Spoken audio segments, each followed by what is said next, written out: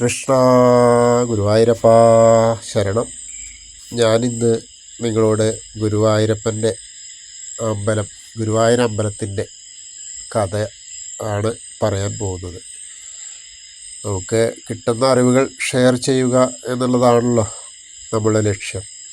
അപ്പോൾ ഗുരുവായൂർ അമ്പലത്തിനെ പറ്റിയിട്ട് ആവുമ്പോൾ അത് കൂടുതൽ ഫലപ്രദമാവും. ശരിക്കും ക്ഷേത്രം ഉണ്ടാവാനുള്ള കാര്യങ്ങളെ പറ്റിയിട്ട് കുറേയൊക്കെ നിങ്ങൾക്കൊക്കെ അറിയുമായിരിക്കാം. അതിലിപ്പോൾ അറിയാൻ പറ്റാത്തത് എന്ന് പറഞ്ഞ മാതിരി ശ്രീ നാരദ പുരാണത്തിലെ ഗുരുഭവന മാഹാത്മ്യം എന്ന കഥയാണ് ശരിക്കും ഗുരുവായൂർ ക്ഷേത്രത്തിൻ്റെ ഉത്ഭവകഥയായിട്ട് പറയുന്നത്. അത് കുരുവംശത്തിലെ പിന്മുറക്കാരനായ അർജുനൻ്റെ പൗത്രൻ അഭിമന്യുവിൻ്റെ പുത്രനായ പരീക്ഷത്ത് ശമീകൻ എന്ന മഹർഷിയുടെ ശാപം മൂലം ഉഗ്ര സർപ്പമായ തക്ഷകൻ്റെ കടിയേറ്റ് അപമൃത്യു മരിച്ചു. ഇതിനെ തുടർന്ന് അദ്ദേഹത്തിൻ്റെ പുത്രൻ ജനമേജയൻ തൻ്റെ പിതാവിനെ കൊന്ന ആ സർപ്പകുലത്തെ മൊത്തം ഉന്മൂലനം ചെയ്യാൻ വേണ്ടിയിട്ട് സർപ്പസത്രം എന്ന ഉഗ്രയാഗം നടത്തി. നിരപരാധികളായ അനേകം പാമ്പുകൾ ആ യാഗാഗ്നിയിൽ ചത്തൊടുങ്ങി. പക്ഷേ അമൃത് കുടിച്ചിരുന്ന തക്ഷകൻ മാത്രം രക്ഷപ്പെട്ടു. ഇതേ തുടർന്ന് ജനമേജയനെ ആ സർപ്പങ്ങളെല്ലാം കൂടി ശാപിച്ചു. ആ ശാപം മൂലമാണ് അദ്ദേഹത്തിന് കുഷ്ഠരോഗം ഉണ്ടായി. അപ്പോൾ രോഗവിമുക്തമായിട്ട് ഒരുപാട് ആൾക്കാരെ അദ്ദേഹം നോക്കിച്ചാലും പല മരുന്നുകൾ കഴിച്ചെങ്കിലും ഇതൊന്നും മാറിയില്ല. അപ്പോൾ പിന്നെ മരിക്കാനുള്ള തയ്യാറെടുപ്പിലായി ആൾ. അപ്പോൾ അങ്ങനെ ഇരിക്കുന്ന ഒരവസരത്തിൽ അത്രി മഹർഷിയുടെ പുത്രനായ ആത്രേയ മഹർഷി വരികയാണ്. അപ്പോൾ അദ്ദേഹം എന്താ കാര്യം എന്നൊക്കെ ചോദിച്ചപ്പോൾ പറയുകയാണ്, ഇങ്ങനെയാണെന്ന് പറഞ്ഞപ്പോൾ അദ്ദേഹം പറഞ്ഞു, ഗുരുവായൂരിലെ മഹാവിഷ്ണുവിനെ ഭജിക്കണം, അതാണ് ഏറ്റവും നല്ല കാര്യം. അത് ചെയ്താൽ താങ്കളുടെ ഈ രോഗം മാറിക്കിട്ടും എന്ന് പറഞ്ഞു. പണ്ട് പത്മകൽപ്പത്തിൽ ആദിയിൽ ബ്രഹ്മാവ് സൃഷ്ടികർമ്മത്തിൽ ഏർപ്പെട്ടിരിക്കെ മഹാവിഷ്ണുവിൽ അദ്ദേഹത്തിന് മുന്നിലെത്തി. എന്നിട്ട് തനിക്കും തൻ്റെ സൃഷ്ടികൾക്കും കർമ്മബന്ധം കൂടാതെ മുക്തിപ്രഭാവത്തിലുള്ള വഴിയൊരുക്കി തരണമെന്ന് ബ്രഹ്മാവ് അഭ്യർത്ഥിച്ചപ്പോൾ ഭഗവാന് പാതാളാഞ്ജന ശിലയിലാണ് ആ ഗുരുവായൂരപ്പൻ്റെ വിഗ്രഹം, അതായത് മഹാവിഷ്ണുവിൻ്റെ തന്നെ ഒരു വിഗ്രഹം സൃഷ്ടിച്ച് ബ്രഹ്മാവിന് കൊടുത്തു. വരാഹകൽപ്പം വരെ വിഗ്രഹം ഭക്തിയോടെ പൂജിച്ച ബ്രഹ്മാവ് പിന്നീട് സന്താന സൗഭാഗ്യത്തിനായി മഹാവിഷ്ണുവിനെ ഭജിച്ചുകൊണ്ടിരുന്ന സുതവസ് എന്ന പ്രജാപതിക്കും പത്നിയായ പ്രശ്നിക്കും ആ വിഗ്രഹം കൈമാറി. വിഗ്രഹം കിട്ടിയ ശേഷം പൂർവാധികം ഭക്തിയോടെ ഭജനം തുടർന്ന സുതവസ്സിനും പ്രശ്നിക്കും മുന്നിൽ ഭഗവാൻ മഹാവിഷ്ണു പ്രത്യക്ഷനായി. എന്നിട്ട് താൻ 3 ജന്മങ്ങളിലും അവരുടെ പുത്രനായിട്ട് ജനിക്കാമെന്ന് വാക്ക് നൽകി. അപ്പോൾ ആ 3 ജന്മങ്ങളിലും പൂജിക്കാൻ, ഈ വിഗ്രഹം പൂജിക്കാനുള്ള ഭാഗ്യം ഉണ്ടാവുന്നു അങ്ങനെ അരുൾ ചെയ്തു. അതിനുശേഷം സത്യയുഗത്തിൽ ആദ്യ ജന്മത്തിൽ സുതവസിൻ്റെയും പ്രശ്നിയുടെയും പുത്രനായിട്ട് പ്രശ്നികർമ്മൻ എന്ന പേരിലാണ് ആദ്യമായിട്ട് അവതാരം എടുത്തത്.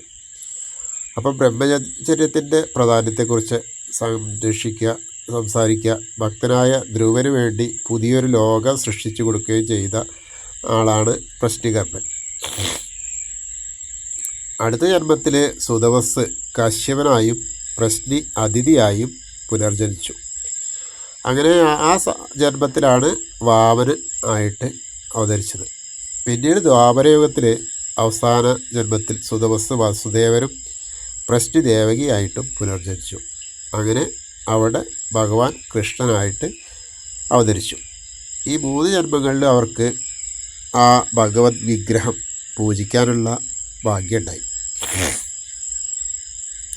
ആ മാതാപിതാക്കൾ നിത്യപൂജ നടത്തി വന്നിരുന്ന ആ വിഗ്രഹം അവരുടെ കാലശേഷം ശ്രീകൃഷ്ണ ഭഗവാന്റെ കയ്യിൽ തന്നെ എത്തി. അങ്ങനെ തൻ്റെ പുതിയ വാസസ്ഥലം ദ്വാരകയിലേക്ക് ആ വിഗ്രഹം കൊണ്ടുപോയ ഭഗവാൻ അവിടെ ഒരു ക്ഷേത്രം പണിതു. പിന്നെ ഭാര്യമാരായ രുക്മിണി സത്യഭാമ ദേവിമാർക്കൊപ്പം ക്ഷേത്രത്തിലെത്തി പൂജ നടത്തുമായിരുന്നു ദിവസവും.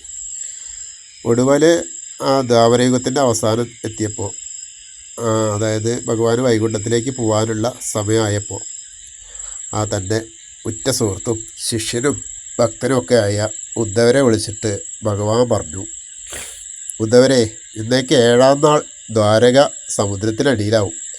ഞാൻ ഉപേക്ഷിച്ച ദ്വാരക അതിൽ പൂർണ്ണമായി നശിച്ചു പോകും. എന്നാൽ 3 ജന്മങ്ങളിൽ ഞാനും എൻ്റെ മാതാപിതാക്കളും പൂജിച്ച ദിവ്യ വിഗ്രഹം മാത്രം നിലനിൽക്കും. അത് കടൽ വെള്ളത്തിലുണ്ടാവും. അപ്പോൾ അങ്ങനെ താങ്കളും ഗുരുവായ ബൃഹസ്പതിക്ക് ഇത് സമ്മാനിക്കാം. തുടർന്ന് ബദരി തപസ്സനുഷ്ഠിക്കാൻ പോയിക്കൊള്ളാനാണ് ആ ഉദ്ധവരോട് പറഞ്ഞത്.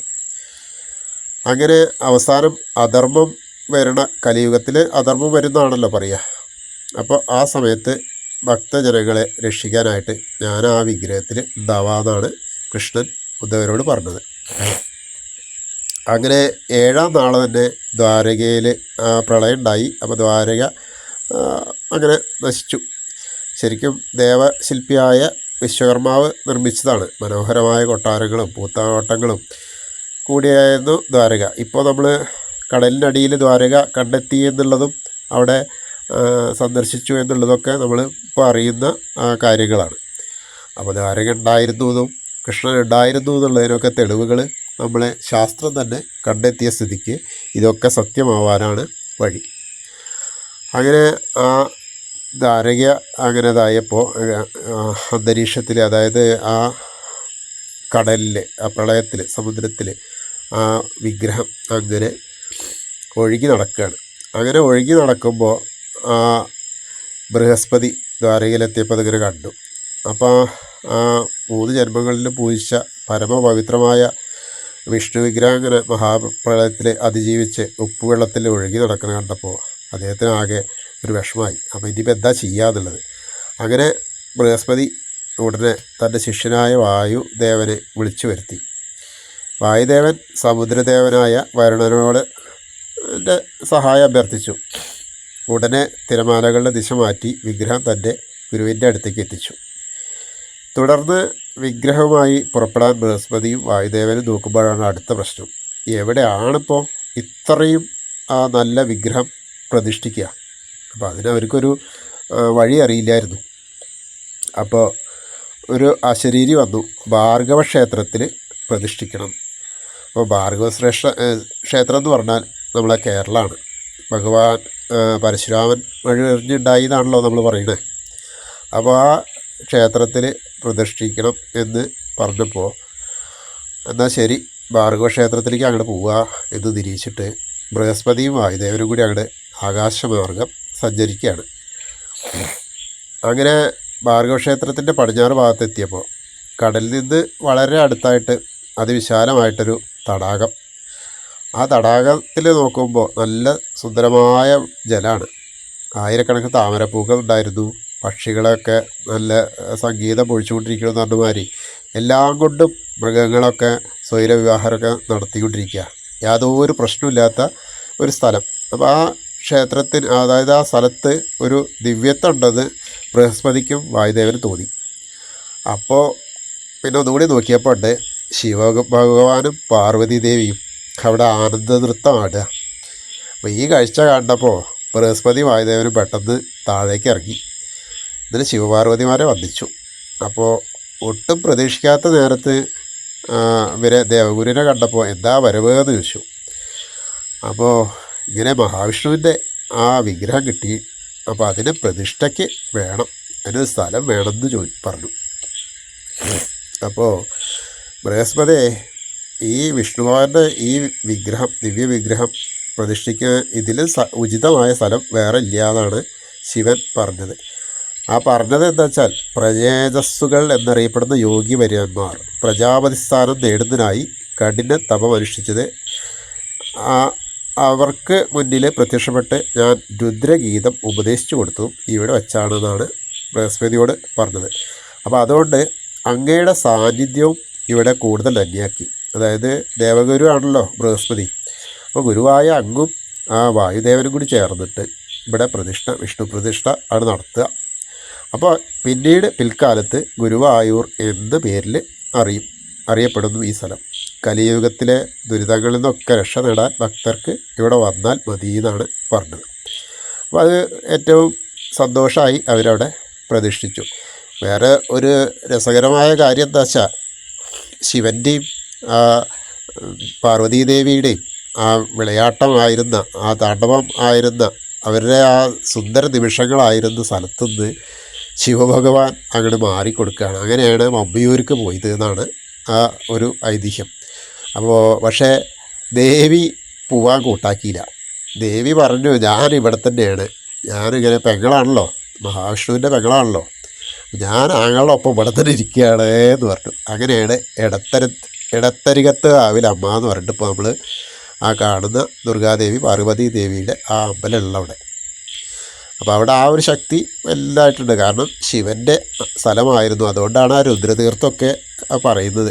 ആ രുദ്രതീർത്ഥത്തിലാണ് ഈ സപ്തർഷികളൊക്കെ വന്നു കുളിക്കണു ജപിച്ചു എന്നൊക്കെ പറയുന്ന കാര്യങ്ങൾ. അപ്പോൾ ശരിക്കും ആ രുദ്രതീർത്ഥത്തിൻ്റെ അപ്പുറത്തെ ഈ ശക്തി പഞ്ചാക്ഷരി ധ്യാനഭാവത്തിലാണ് സ്വയംഭൂവായിട്ട് ശിവൻ അവിടെ അങ്ങനെ കുടികൊള്ളത്.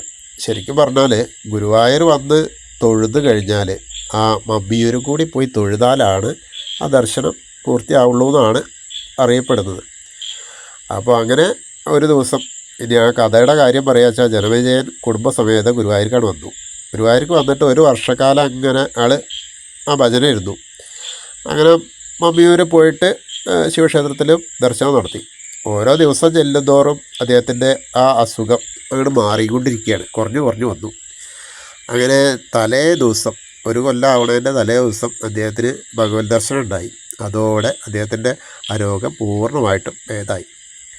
പിന്നെ വേറൊരു കഥ എന്താണെന്ന് വെച്ചാൽ പാണ്ഡ്യരാജാവിൻ്റെ ഒരു കഥയാണ്. ആ പാണ്ഡ്യരാജാവിൻ്റെ കഥ എന്ന് പറഞ്ഞാൽ അദ്ദേഹത്തിൻ്റെ ഈ പറഞ്ഞ പോലെ അദ്ദേഹത്തിനും ഒരു ജ്യോത്സ്യൻ അദ്ദേഹത്തിൻ്റെ ജാതകക്കുറിയൊക്കെ നോക്കിയപ്പോൾ പറഞ്ഞു അദ്ദേഹം അടുത്ത് തന്നെ സർപ്പദർശനം ഇട്ടിട്ട് മരണപ്പെട്ടു. പക്ഷെ ആ ദേഷ്യം തോന്നി. കാരണം അന്നത്തെ അവസ്ഥയ്ക്കൊക്കെ രാജാവിനോട് പറഞ്ഞ അഹിതമല്ലാത്തത് പറഞ്ഞാൽ അദ്ദേഹത്തിന് ഹിതമല്ലാത്തത് പറഞ്ഞാൽ അപ്പോൾ ചിലപ്പോൾ വെട്ടിക്കൊല്ലുന്നൊക്കെയാണ് അന്നത്തെ ചില സമയത്തൊക്കെ ഉണ്ടായിരുന്നത്. പക്ഷേ ഇദ്ദേഹം കുറേ കോപിച്ചു വെച്ചാലും പിന്നീട് മന്ത്രിയും ഇവരൊക്കെ പറഞ്ഞു, അല്ല രാജാവേ, നമുക്കിതൊന്ന് രക്ഷപ്പെടണമല്ലോ, അതിനുവേണ്ടി നമുക്ക് ഗുരുവായൂർക്ക് പോയാലോ എന്ന്. അങ്ങനെ അപ്പോൾ അദ്ദേഹം ഗുരുവായൂരിലേക്ക് വരികയാണ്. ആ കുടുംബസമേതം ജ്യോത്സ്യരി മന്ത്രിപരിവാരങ്ങളും ഒക്കെ ആയിട്ട് വന്നു. അങ്ങനെ ജയിലിലടക്കാൻ തീരുമാനിച്ച ജ്യോത്സ്യരെയൊക്കെ കൂട്ടിയിട്ടാണ് അദ്ദേഹം വരുന്നത്. അപ്പോൾ എന്നിട്ട് ഇവരിങ്ങനെ വിചാരിച്ചു, അല്ല ഇങ്ങനെ അപമൃത്യു പെടാനാണോ രാജാവിൻ്റെ, അതായത് എൻ്റെ യോഗം എന്നിങ്ങനെ വിചാരിച്ചപ്പോഴാണ് സദസ്സിലുണ്ടായിരുന്നൊരു നമ്പൂരിയെ പറഞ്ഞു, പ്രശ്നപരിഹാരത്തിന് നമുക്ക് ഗുരുവായൂർ പോയാൽ മതി. അപ്പോൾ അവിടെ വെച്ച ഇനി അഥവാ അവിടെ വെച്ച് മരിക്കുകയാണെങ്കിൽ തന്നെ മോക്ഷം ലഭിക്കും എന്നുള്ള ആ ഒരു വാക്ക് ആ നമ്പൂരി പറഞ്ഞു. ആ നമ്പൂരി പറഞ്ഞതിനനുസരിച്ചാണ് പോയത്. അപ്പോൾ ജ്യോത്സ്യനെ ഒപ്പം കൂട്ടി. ഇതിപ്പോൾ ശരിയാണോ തെറ്റാണോ എന്നുള്ളത് ഈ രാജാക്കന്മാർക്ക് അന്ന് അങ്ങനെയൊക്കെയാണ്. ഇത് ഇവൻ പറഞ്ഞത് ശരിയല്ലെങ്കിൽ ഇവനെ നമുക്ക് വധിക്കണം എന്നുള്ളൊരു ഇതും കൂടിയുണ്ട്. പേടി ഉണ്ടേനി. അപ്പോൾ ആ ഒരു നിലയ്ക്ക് ഗുരുവായൂരപ്പൻ അമ്പലത്തിൽ വന്നിട്ട് അങ്ങനെ ഭക്തി കൊണ്ട് അവരിങ്ങനെ ദിവസം ചിട്ടവട്ടങ്ങളോട് കൂടിയിട്ട് അത് കഴിഞ്ഞു. അങ്ങനെ അവിടെ കഴിഞ്ഞു, ഭജന ചെയ്തിരുന്നു. ആ ഭജനയ്ക്ക് ഏറ്റവും കൂടുതൽ ഇപ്പോൾ ഈ പറഞ്ഞ മാതിരി ജനമേജയൻ്റെ ആയാലും പാണ്ഡ്യരാജാവിൻ്റെ ആയാലും കഥയിലൊക്കെയും ഭജനയ്ക്കാണ് പ്രാധാന്യം കേട്ടോ. അപ്പോൾ പ്രാധാന്യം എന്ന് പറഞ്ഞാൽ അത്രയും ഇതായിട്ട് അങ്ങനെ കുറച്ച് ദിവസമൊക്കെ കഴിഞ്ഞ് നോക്കുമ്പോൾ പുള്ളിക്കിങ്ങനെ തോന്നി, അദ്ദേഹത്തിന് തോന്നി ഇനിയിപ്പോൾ എന്താ കുഴപ്പമൊന്നുമില്ല, ജ്യോത്സ്യം പറഞ്ഞ സമയമൊക്കെ കഴിഞ്ഞു, അപ്പോൾ ഇനിയിപ്പോൾ വേറെ പ്രശ്നമൊന്നും ഉണ്ടാവില്ല. അപ്പോൾ ജ്യോത്സ്യനോട് ദേഷ്യപ്പെട്ടു, താൻ എന്താടോ പറഞ്ഞേ, ഞാനെന്താ മരിക്കുന്നൊക്കെ പറഞ്ഞിട്ട് ഇപ്പം എന്തായി, ഞാൻ മരിച്ചിട്ടൊന്നുമില്ലല്ലോ. അപ്പോൾ ജ്യോത്സ്യൻ തിരുമേനി രാജാവിൻ്റെ കാലൊന്ന് നോക്കുമ്പോൾ കാലുമ്പിലുണ്ട് ആ ഒരു പാമ്പ് കടിച്ച പാട്. അപ്പോൾ എന്താ ഉണ്ടായി വെച്ചാൽ ഗുരുവായൂരപ്പൻ ആ പാമ്പ് കടിക്കാനുള്ള പറഞ്ഞത് പാമ്പ് കടിച്ചു. പക്ഷേ ഗുരുവായൂരപ്പൻ അവിടെ അമൃതായിട്ട് ആ പാണ്ഡ്യരാജാവിൻ്റെ മുന്നിൽ നിന്നു, അദ്ദേഹത്തിനെ സംരക്ഷിച്ചു. അപ്പോൾ അതുകൊണ്ട് അദ്ദേഹമാണ് ആ ശ്രീകോവിൽ ഒക്കെ സ്വർണ്ണത്തിൽ പണിതതും ആദ്യത്തെ ആ ഗുരുവായൂർ അമ്പലം.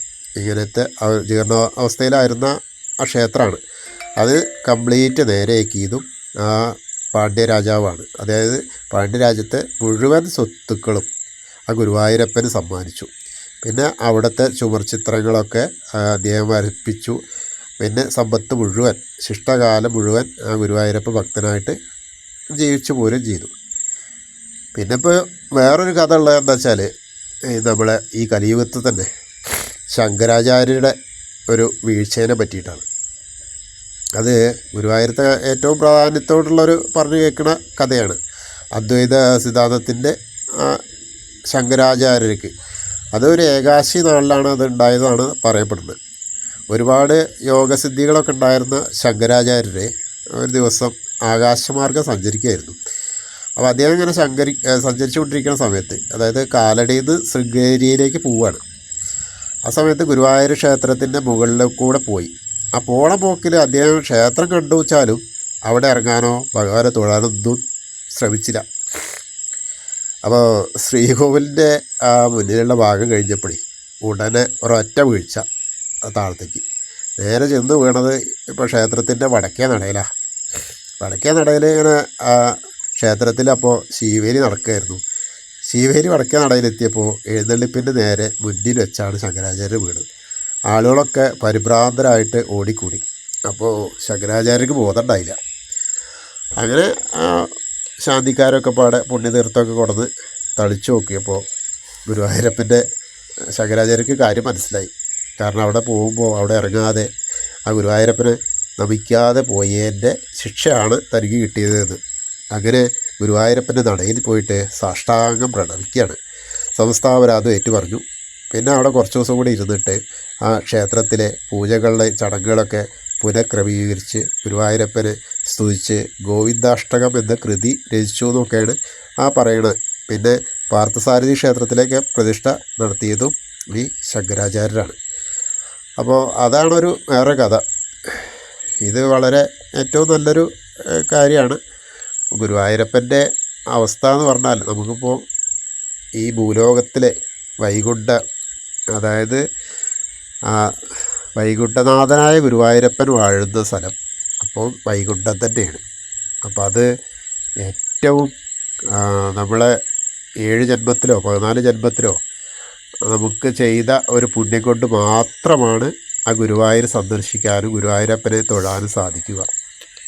അപ്പോൾ എല്ലാവരും എങ്ങനെയായാലും എത്ര തന്നെ ബുദ്ധിമുട്ടിയാലും ഒരു ദിവസം ഒരു നേരമെങ്കിലും ഗുരുവായൂരപ്പനെ ഒന്ന് തൊഴുവാൻ എത്രയും ആളുകൾ വരുന്നുണ്ടല്ലോ. അപ്പോൾ അതുപോലെ ശ്രമിച്ചാൽ ഒരിക്കലും ഗുരുവായൂരപ്പൻ വേണ്ടാന്ന് പറയില്ല. കാരണം ഇപ്പോൾ നമ്മളെ വീഡിയോയിൽ പലവരും പറയേണ്ട ഒരു നേരമെങ്കിലും ഗുരുവായൂരപ്പൻ ഒന്ന് തൊഴാൻ കഴിഞ്ഞെങ്കിൽ എന്നൊക്കെ പറയുന്ന കമൻറ്റുകൾ ധാരാളമുണ്ട്. പേഴ്സണലടക്കം പറയാറുണ്ട് അവർ. അപ്പോൾ ആ ഗുരുവായൂരപ്പനെ തൊഴാൻ യാതൊരു ബുദ്ധിമുട്ടുമില്ല. നമുക്ക് സമയമായാൽ വരാമെന്ന് പറയും. പക്ഷേ നമ്മൾ ശ്രമിക്കും വേണം. കാരണം നമ്മൾ ശ്രമിച്ചാലാണ്, അതായത് കുറുന്തോട്ടി പറിക്കും വേണം, ഗുരുവായൂരപ്പനെ കാണാൻ പോവും വേണം. എന്നാലാണ് ആ കാര്യങ്ങൾ നമ്മളെ വയ്യായകളൊക്കെ മാറുള്ളൂ. അപ്പോൾ അസുഖം ഉണ്ടെങ്കിൽ അസുഖത്തിന് മരുന്ന് കഴിക്കും വേണം, ഗുരുവായൂരപ്പൻ്റെ അടുത്ത് ഭജനം ചെയ്യും വേണം. അപ്പോൾ അസുഖം മാറും. അതുപോലെ എല്ലാ ധനത്തിൻ്റെയും, ഇപ്പോൾ നേരത്തെ ഞാൻ മറ്റൊരു വീഡിയോയിൽ പറഞ്ഞിരുന്നു, സ്യമന്തക മണി അവിടെ ഇരിക്കുന്നത് കാരണമാണ് ആ ശ്രീകോവിലിന്, അതായത് ഗുരുവായൂരപ്പന് ഇത്ര സമ്പത്ത് വരുന്നത്. ഇപ്പം തിരുപ്പതി ദേവന് സമ്പത്ത് വരുന്നത് വേറൊരു തലത്തിലാണ്. പക്ഷേ അതിൻ്റെ തൊട്ടടുത്ത് തന്നെ ഇവിടെയും ആ സമ്പത്ത് കുവിഞ്ഞു കൂടിക്കൊണ്ടിരിക്കുന്നതാണ്. ഒരു ദിവസത്തെ വരുമാനം നോക്കിയാൽ തന്നെ അറിയാം, അത്രയും വരുമാനമുള്ള മഹാക്ഷേത്രം തന്നെയാണ്. അപ്പോൾ ഗുരുവായൂരപ്പൻ്റെ ആ ശക്തി എല്ലാ തരത്തിലും എല്ലാ ആളുകളിലേക്കും എത്തുന്നുണ്ട്. അതിൻ്റെ ആ ഒരു ഇതുകൊണ്ടാണ്. കാരണം ഒരു കാര്യം സാധിക്കാതെ ഒരാളും അമ്പലങ്ങളിലേക്ക് വരില്ല, പ്രത്യേകിച്ച് ഗുരുവായൂർക്ക് വരില്ല. എത്രയും ദൂരത്ത് ഇത്രയും കഷ്ടപ്പെട്ട് അവിടെ എത്തണമെങ്കിൽ കാര്യസാധ്യം തന്നെയാണ്, കാര്യസാധ്യവിധം ഗുരുവായൂർ. അപ്പോൾ ആ ഗുരുവായൂർ വന്ന് അമ്മയുടെ മുന്നിൽ നമ്മളിപ്പോൾ അമ്മയായാലും അച്ഛനായാലും അവരവിടെ വീട്ടിൽ ചെന്ന് കണ്ടാലല്ലേ നമ്മളെ അവർക്ക് അറിയൂ, അവരെ അനുഗ്രഹിക്കൂ. മറ്റുള്ളവരൊക്കെ പറയും ഗുരുവായൂരപ്പനല്ലേ എല്ലായിടത്തും അറിയാം, എല്ലാവരെയും കാത്തു രക്ഷിക്കണമെന്ന്. അതൊക്കെ ശരിയാ. പക്ഷേ എന്നാലും നമ്മൾ ഒരു നേരമെങ്കിലും ആ ഗുരുവായൂരപ്പനെ കണ്ടാൽ, ഗുരുവായൂരപ്പൻ്റെ മുന്നിലെത്തി സങ്കടം പറഞ്ഞാൽ നമ്മളെ സംരക്ഷിക്കും, നമ്മളെ കൂടെ ഉണ്ടാവും. ഭക്തന് ദാസനായി തന്നെ ആ ഗുരുവായൂരപ്പൻ വേല ചെയ്യും എന്നുള്ളത് ഉറപ്പാണ്. കാരണം ഒരുപാട് കാര്യങ്ങൾ എനിക്കും അനുഭവമുണ്ട്, അതുപോലെ മറ്റ് പലർക്കും അനുഭവമുണ്ട്. നമ്മളെ കാര്യങ്ങളൊക്കെ അദ്ദേഹം ആ നിമിഷത്തിൽ അതായത് അവിടെ ചെല്ലുമ്പോൾ അദ്ദേഹത്തിൻ്റെ കുട്ടികളാണ്, ഭക്തരെ ആവുമ്പോൾ കുട്ടികളാണ്. ആ കുട്ടികളുടെ കാര്യത്തിൽ അമ്മ എന്താണോ, നമ്മൾ എന്ത് തെറ്റ് ചെയ്താലും അമ്മ നമ്മളോട് ക്ഷമിക്കുമല്ലോ, അതേപോലെയാണ് ഗുരുവായൂരപ്പൻ നമ്മൾക്ക് മുന്നിൽ വിളങ്ങുക. അതിപ്പോൾ കുറൂരമ്മയുടെ മകനായിട്ട് ഉണ്ണിയായിട്ട് നടന്നു, വില്യമംഗലത്തിൻ്റെ കൂട്ടുകാരനായിട്ട് നടന്നു, അതുപോലെ നാരായണീ രചിച്ച ഭട്ടതിരുത്തിപ്പാടിൻ്റെ കൂട്ടുകാരനെ പോലെ നടന്നു, ഭക്തരായിട്ട് ആ ഉണ്ണികളായിട്ടൊക്കെ നടന്നു. അങ്ങനെ എല്ലാവർക്കും നമ്മൾ ഓരോരുത്തർക്കും അവരൊക്കെ ചെയ്തതിൻ്റെ ഒന്നും അത്രയൊന്നും എത്തിയില്ലെങ്കിൽ കൂടി നമ്മൾ ആ നാമജപം ഗുരുവായൂരപ്പൻ്റെ ആ മണ്ണിലെത്തിയിട്ട് ആ സോപാനപ്പടിയിലൊന്ന് കണ്ട് തൊഴാൻ കഴിഞ്ഞാൽ നമ്മുടെ ജീവിതം പരിപൂർണമായി. പിന്നെ നമുക്ക് വൈകുണ്ഠവാസം ഏത് സമയത്തും ആവാം. കാരണം നമ്മൾ ചെയ്ത എല്ലാ തെറ്റുകളും കുറ്റങ്ങളും എല്ലാ പാപങ്ങളും ഒക്കെ അവിടെ കഴുകിക്കളഞ്ഞു. ആ ഒരു പരിസമാപ്തിയാണ് അവിടെ വന്നാൽ കിട്ടുക. പിന്നീടുള്ള എല്ലാ ജീവിതവും ആ ഗുരുവായൂരപ്പൻ്റെ ഭക്തനായിട്ട് തന്നെ മുന്നോട്ട് കൊണ്ടുപോകും. എല്ലാ തലത്തിലുള്ള അഭിവൃദ്ധികളും ഉണ്ടാവും. എന്നെ ശ്രവിക്കുന്ന എല്ലാവരും ആ ഗുരുവായൂരപ്പനെ വണങ്ങുക, ഗുരുവായൂരപ്പനെ എങ്ങനെയെങ്കിലും ആ ഗുരുവായൂരെത്തുക, ഗുരുവായൂരപ്പനെ കാണുക, ആ പുണ്യം നുകരുക. അതാണ് എനിക്ക് നിങ്ങളോട് പറയാനുള്ളത്. അപ്പോൾ പറയാനുള്ളത് എന്താണെന്ന് വെച്ചാൽ, ഈ വീഡിയോ നിങ്ങൾക്ക് ഇഷ്ടപ്പെട്ടു എങ്കിൽ, ഗുരുവായൂരപ്പൻ്റെ വീഡിയോ ഇഷ്ടപ്പെട്ടു വെച്ചാൽ എല്ലാവരും ലൈക്ക് ചെയ്യുക, ഷെയർ ചെയ്യുക, സബ്സ്ക്രൈബ് ചെയ്യുക. കാരണം ഇനിയും ഞാൻ നിങ്ങളുടെ കൂടെ ഉണ്ടാവും. ഇങ്ങനെ ഇതുപോലുള്ള വീഡിയോകളുമായി നിങ്ങളുടെ കൂടെ ഉണ്ടാവണമെങ്കിൽ നിങ്ങളുടെ സപ്പോർട്ട് എനിക്ക് ആവശ്യമാണ്. എല്ലാവരും സപ്പോർട്ട് ചെയ്യുക.